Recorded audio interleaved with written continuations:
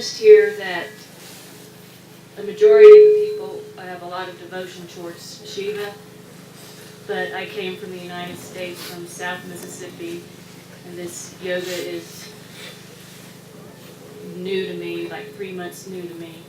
And I have an extreme amount of devotion towards you because I've experienced it. But I don't really feel the devotion towards Shiva. I know we say the mantra, but do we need to have that devotion towards him to progress in the spiritual path? Shiva doesn't need your devotion.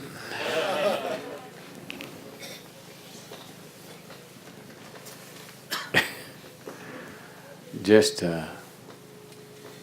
yesterday, someone was reading a passage to me from a book written by Friedrich Nietzsche. You heard of him? He's not from Missouri. Mississippi. You're from Mississippi? I'm sorry. He's not from Mississippi, from Germany. So, Friedrich Nietzsche is saying, or his character is saying, only because there are so many people to receive the light, the sun can enjoy coming up. This is German bullshit. If none of you are here, sun will still come up the same way, with the same glory. Yes or no? He does not come up for you. This is a disease that human beings have got. They think the whole existence is human-centric. It is not so.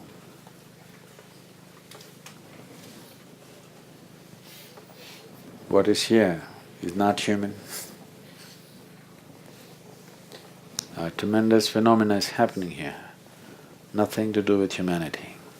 Well, it has a lot to do with humanity, but it's not of human nature. So Shiva doesn't need your devotion. It is just that if you carry devotion in your heart, what is devotion? Let's look at this. On one level, devotion means a certain sweetness of your heart.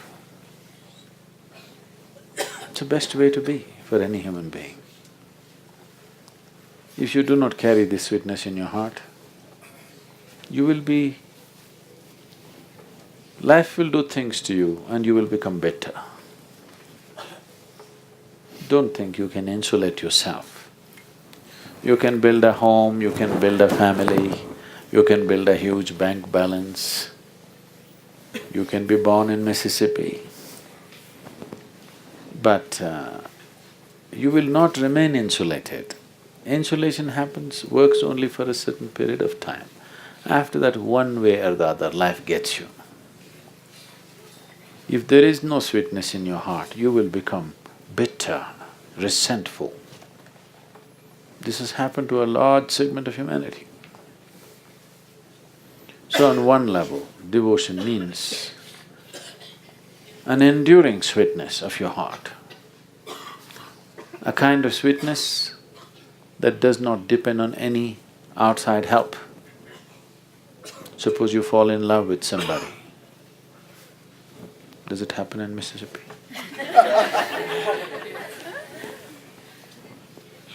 Suppose you fall in love with somebody, your heart becomes sweet. But for how long, there is no guarantee. It can become extremely bitter because of a love affair. Yes or no? We are not wishing that, but it can become.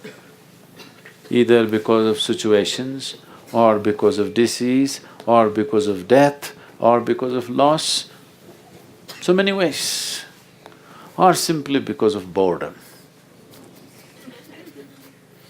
The person that you thought was most exciting and fantastic, after a few years you look at them. Did I do this mistake? You can't believe it. So many things can happen. So devotion is an enduring sweetness of heart, does not depend on anybody. So should I be devoted to Shiva?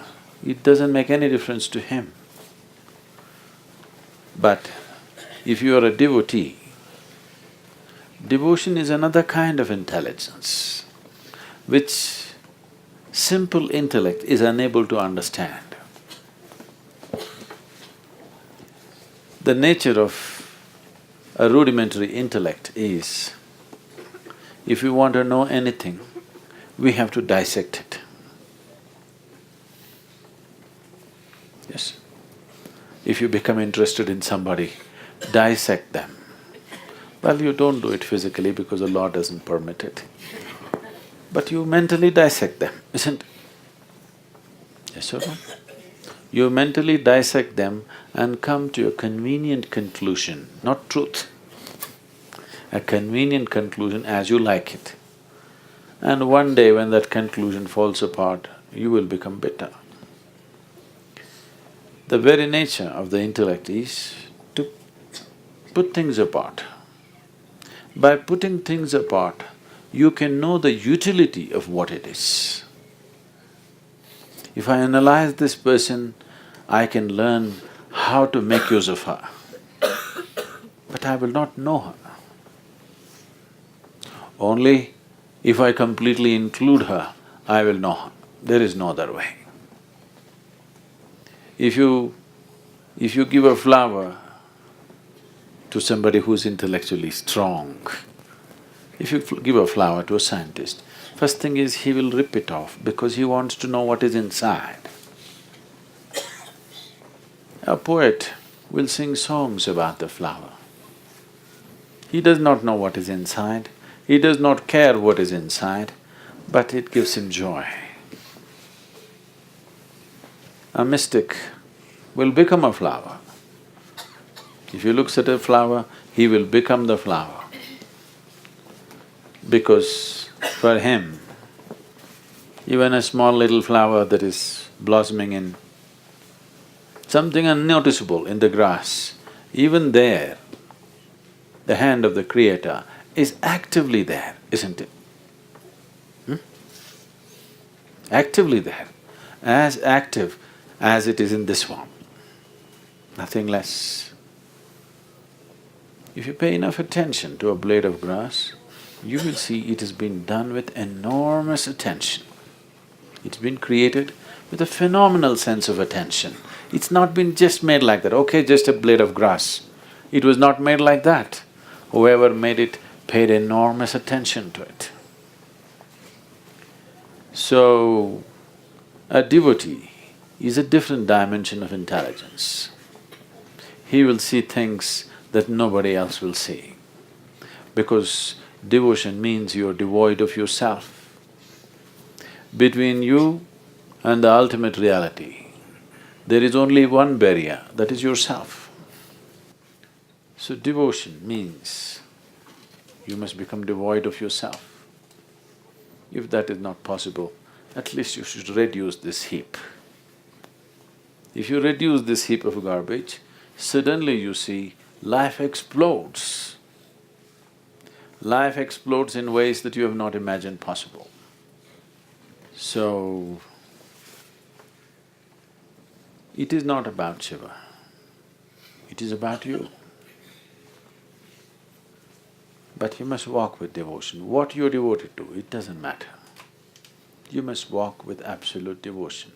Devotion means you're devoid of yourself. Devotion means a heightened state of receptivity, because you're no more full of yourself. There is emptiness in you. So something can touch you, something can enter you, something can reside in you. You are looking at everything through your psychological mess, and you understand your intellect as the only intelligence. Intellect is a very rudimentary form of intelligence, useful only for utilitarian purposes. To make a living, to survive in the world, your intellect is needed. For anything else, if you want to access any other dimension, your intellect is not good enough. A deeper dimension of intelligence in you has to function.